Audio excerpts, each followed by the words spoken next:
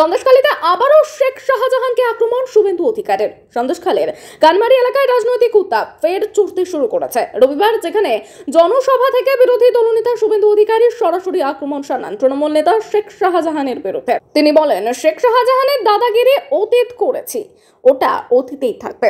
শুভেন্দু আরো বলেন, আমার চাল চামড়া তোলার হুমকি দিয়েছিল শেখ শাহজাহান। আজ আমি সেই সরবেরিয়ার মোড়ে মিষ্টি খেয়ে গেছি আর সবাইকে খাইয়ে গেছি।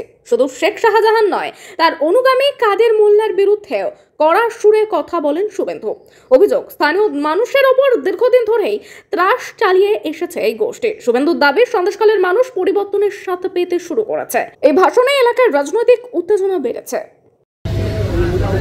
নিশ্চিন্ত থাকো, শাহজাহানের দাদাগিরি অতীত করেছি, অতীতই থাকবে। কাদের মোল্লা যে গর্তে তুমি থাকো না কেন, তোমাকে টেনে বের করে আইনের সাজা দেব।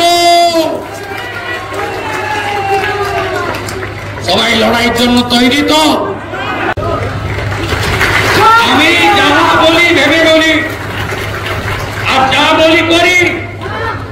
আমার ছাল চামড়া তুলবে বলেছিল শাহজাহান। 3 বার সরবেরিয়ায় ওর বাড়ির সামনে দাঁড়িয়ে মিষ্টি খেয়েছি, মিষ্টি খাইয়ে দিয়েছি।